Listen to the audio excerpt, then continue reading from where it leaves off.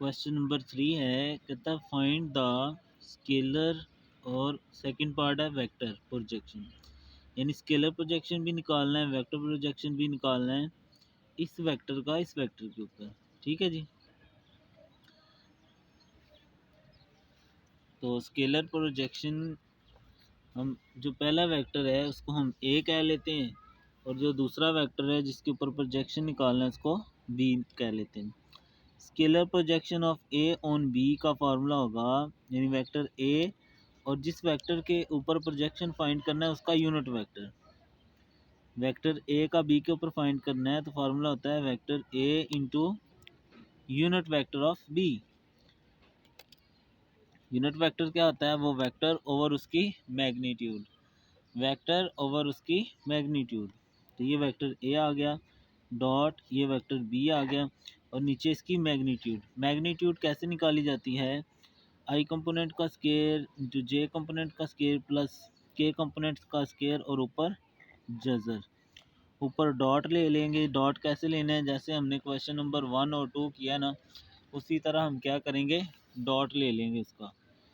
Dot कैसे लेना है? आई कंपोनेंट को आई कंपोनेंट से, जे कंपोनेंट को जे कंपोनेंट से और के कंपोनेंट को के कंपोनेंट से हम मल्टीप्लाई कर लेंगे। नीचे 1 का स्केयर 1, 2 का 4, 4 प्लस माइनस करके ऊपर 8 आ जाएगा और नीचे 3 आ जाएगा। ठीक है जी। स्केलर प्रोजेक्शन किसी वेक्टर का दूसरे पे कैसे निकालेंगे? वो वेक्टर और दूसरे का यूनिट वेक्टर। यूनिट वेक्टर कैसे होता है? वो वेक्टर बटा उसकी मैग्नीट्यूड। वेक्टर प्रोजेक्शन अगर हमने ए का बी के ऊपर फाइंड करना है तो उसका होगा स्केलर प्रोजेक्शन इंटू बी का यूनिट वेक्टर। स्केलर प्रोजेक्शन जो हमने ये निकाला है, ये वाला ये आ जाएगा और बी का यूनिट वेक्टर यही लिख सकते हैं आप सारा दोबारा, यहाँ पर यही वाला है दोबारा। ठीक है, आगे समझिए। ठीक है, तो ये था स्केलर और वेक्टर प्रोजेक्शन। ठीक है। क्वेश्चन नंबर 3 भी 4 भी 4 में भी कहता है स्केलर प्रोजेक्शन निकालो इस वेक्टर का इस लाइन के ऊपर जिसके पॉइंट्स ये हैं।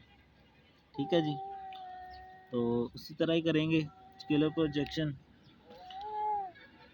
स्केलर प्रोजेक्शन के लिए हमें 2 वेक्टर चाहिए, लेकिन यहाँ उसने कहा है कि एक वेक्टर है और दूसरा एक लाइन है जिसके पॉइंट्स ये हैं ए और बी। 2 पॉइंट से वेक्टर बनाने का तरीका क्या होता है? अगर लाइन ए बी है तो बी वेक्टर माइनस ए वेक्टर। ये हमने अगर आपने सेकंड ईयर का सेकंड चैप्टर किया है तो उसमें ये आपने पहले एक्सरसाइज में किया होगा। इसको हमने बी वेक्टर कह लिया और ये ए बी के बराबर है। और ये कैसे आएगा? ये बी वेक्टर माइनस ए वेक्टर। पहले कंपोनेंट को पहले में से माइनस करेंगे, दूसरे को दूसरे में से और तीसरे को तीसरे में से, और फिर ये ब्रैकेट ख़त्म करेंगे तो पहले के साथ आई, दूसरे के साथ जे और तीसरे के साथ के। इस तरह ये 2 वेक्टर बन गए। तो scalar projection A on B, vector A और बी का यूनिट वेक्टर।